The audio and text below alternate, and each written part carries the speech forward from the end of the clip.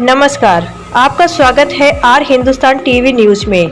हम दिखाएंगे सच। गांव हो या शहर, हर जगह की मिलेगी आपको खबर। सड़क से लेकर संसद तक, गरीब से लेकर मजदूर तक, हम पहुंचाएंगे आपकी आवाज़। संसद तक गरीब मजदूर की आवाज़ अब उठाएगा आर हिंदुस्तान टीवी न्यूज़, क्योंकि हम है जनता की आवाज़। देखिए देश दुनिया भर की खबरें एंकर गुरप्रीत कौर के साथ।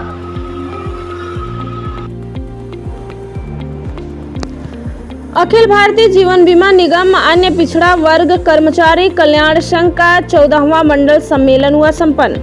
आपको बताते चलें कि आज वाराणसी के भेलूपुर क्षेत्र स्थित LIC परिसर में अखिल भारतीय जीवन बीमा निगम अन्य पिछड़ा वर्ग कर्मचारी कल्याण संघ वाराणसी मंडल का 14वां मंडलीय सम्मेलन संपन्न हुआ। इस सम्मेलन में मुख्य अतिथि के रूप में भारतीय जीवन बीमा निगम अन्य पिछड़ा वर्ग कर्मचारी कल्याण संघ के राष्ट्रीय महासचिव भाई अशोक कुमार के द्वारा दीप प्रज्वलन कर किया गया और सम्मेलन में OBC वर्ग से संबंधित मुद्दों पर विस्तृत विचार विमर्श एवं नई कार्यकारिणी का गठन भी किया गया।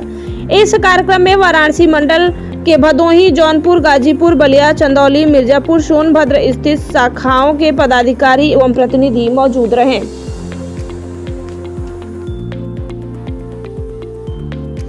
बहुत बहुत हार्दिक स्वागत और अभिनंदन करते हैं।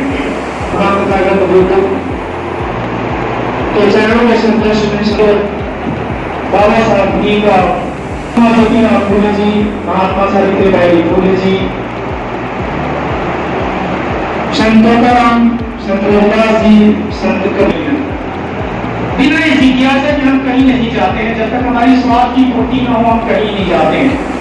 ये आज का दुर्देश है, आज की परिस्थितियां हैं जिसके तहत आप आए हैं। ये आपका व्यक्तिगत स्वार्थ नहीं है, आपका वो स्वार्थ है जिससे आप अपने समाज को इस स्वार्थ से समझ करके आगे बढ़ा सकें। इसको नेता न लीजिएगा कि हम आपके स्वार्थ के लिए बोल रहे हैं, ऐसा कुछ नहीं। ये आपके समाज के प्रति अपना स्वार्थ है। जब आप कुछ सीखेंगे तभी आप अपने समाज को देंगे। हम तुम्हारे साथ हैं। भारतीय संविधान जिंदाबाद जिंदाबाद जिंदाबाद। भारतीय संविधान जिंदाबाद जिंदाबाद जिंदाबाद। अमर रहे अमर रहे अमर रहे। डॉक्टर अम्बेडकर अमर रहे अमर रहे अमर रहे। छत्रपति शिवाजी महाराज अमर रहे अमर रहे अमर रहे। छत्रपति शिवाजी महाराज अमर रहे अमर रहे अमर रहे। बहुत बहुत हार्दिक स्वागत और अभिनंदन करते हैं। इसी के साथ करुणा के सागर भगवान तथागत बुद्ध के चरणों में श्रद्धासुमन समर्पित करते हुए संविधान निर्माता भारत रत्न भोजन अम्बेडकर जी, महात्मा ज्योतिराव फुले जी, महात्मा सावित्रीबाई फुले जी, E.V. रामास्वामी, संत तुकाराम, संत रविदास जी, संत कबीरदास जी, जरदारी भाई,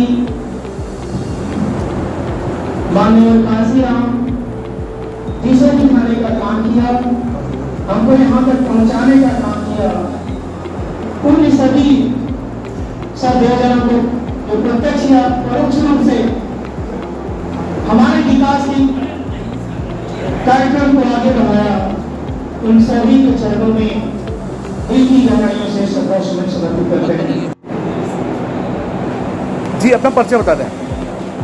मैं अखिल भारतीय जीवन बीमा निगम अन्य पिछड़ा वर्ग कर्मचारी महासंघ का अखिल भारतीय महासचिव हूँ। आज किस तरह का कार्यक्रम किया जा रहा है, अशोक जी, क्या उद्देश्य है? आज अभी यहाँ वाराणसी मंडल भारतीय जीवन बीमा निगम अन्य पिछड़ा वर्ग कर्मचारी कल्याण संघ का 14वां सम्मेलन आयोजित हो रहा है।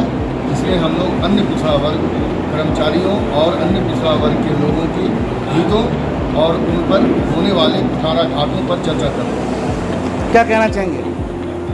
क्या करना चाहिए?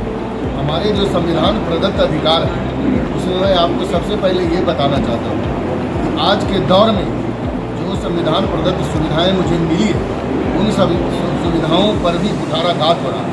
इसलिए हम सबसे पहले चाहेंगे कि Indian judicial service, union public service commission जो एक भारत सरकार की जो सेवा है जिसके आधार पर केंद्रीय सरकार में नौकरियां मिलती है, वहाँ पर अभी तक इंडियन जुडिशियल सर्विस नहीं आया। तो इंडियन जुडिशियल सर्विस को उसमें लाया जाए ताकि जुडिशरी में हमारा आरक्षण, और जुडिशरी में सिर्फ आरक्षण की बात नहीं, जुडिशरी ये कुछ घरानों का कब्जा हो गया, जिसके कारण कोई भी सुविधा अगर मुझे मिलती है संविधान से, भारत सरकार से या सरकार से, तो इसको कुछ लोग ले जाते हैं न्यायालय में, और न्यायालय की प्रक्रिया ऐसी है कि उन चीज़ों को पूरी तरह से पूर्ण विराम लगा दिया जाता है। इसलिए हम चाहेंगे, और आपको मैं ये भी बताना चाहता हूँ कि आप इन चीज़ों को हाईलाइट कीजिए कि हमारे इस प्रदेश में, हमारे देश में बहुत सी सरकारें हैं जहाँ पर वो अपने न्यायिक सेवा में बिहार न्यायिक सेवा लागू कर चुकी है। तो हम यहाँ के प्रदेश से की सरकार से भी मांग करेंगे कि यहाँ भी वो अपने प्रदेश की सरकार में न्यायिक सेवा लागू करे। और केंद्र सरकार से तो हमारा एक स्टैटिक डिमांड है कि भारतीय न्यायिक सेवा की शुरुआत हो यूनियन पब्लिक सर्विस कमीशन के लिस्ट में। दूसरी जो सबसे बड़ी बात इसमें आती है, हमारा 2/7/1997 का भारतीय संविधान के द्वारा जो अधिकार था, उसमें सुप्रीम कोर्ट ने एक न्याय दिया है कि 2/7/97 पर अब पोस्ट बेस्ड रोस्टर लागू की गई, और वो पोस्ट बेस्ड रोस्टर आज तक कहीं भी किसी भी पब्लिक सेक्टर में नहीं लागू हुआ। उस आधार पर उस दिन हमको लेना है और वैकेंसी कैलकुलेट करना है सभी वर्ग, क्लास 1, क्लास 2, क्लास 3, क्लास 4, जिसके आधार पर अन्य पिछड़ा वर्ग के हजारों में रिक्तियाँ आएंगी, और उसका स्पेशल रिक्रूटमेंट ड्राइव निकालना है, जो कि नहीं हो पा रहा है। अभी आप देखिए हमारे भारतीय जीवन बीमा निगम से क्लास 4 ये कैडर है ही नहीं, पूरा का पूरा आउटसोर्स कर दिया गया भारतीय जीवन बीमा। उसका क्या घाटा है? क्या मांग करते हैं आप? सबसे पहले हमारा डिमांड है कि 2/7/1997 के हिसाब से शॉर्टफॉल कैलकुलेट कर दीजिए, और जो मेरा स्पेशल रिक्रूटमेंट ड्राइव है वो चालू कीजिए, जिसके आधार पर जो हमारा रिक्वायर्ड परसेंटेज है वो पूरा होगा। दूसरी बात, जहाँ कहीं भी ये जो शेयर के आधार पर करते हैं, आप जानते हैं, हमसे ज़्यादा जानते हैं, जहाँ पर 50% से ज़्यादा शेयर होता है वहाँ पर हम लोगों को रिजर्वेशन का प्रावधान नहीं है। अब हमारा LIC का देख लीजिए, भारतीय जीवन बीमा जिसके चेयरमैन हेमंत कुमार है, उसी के अंदर अनुषंगी इकाई है। परिचय बता दें। मंडलीय LIC वेलफेयर एसोसिएशन वाराणसी मंडल। गुप्ता जी, आज किस तरह का सम्मेलन किया जा रहा है, क्या उद्देश्य है? आज ये हमारा 14वां मंडलीय अधिवेशन हो रहा है, जिसमें उद्देश्य ये है कि हमारे जितने भी संवैधानिक अधिकार, चाहे वो आरक्षण से हों, चाहे वो नौकरी से हों, चाहे वो शिक्षा से हों, चाहे वो अर्थ से हों, सभी पर चर्चा की जा रही है, ताकि लोगों को जागरूक बनाया जा सके और संवैधानिक अधिकारों को जो हमारे कम किए जा रहे हैं उसे किया जा सके। बात किया जाए भारत सरकार द्वारा LIC का प्राइवेटाइजेशन का भी मामला आ रहा है, इसमें क्या कहना चाहेंगे?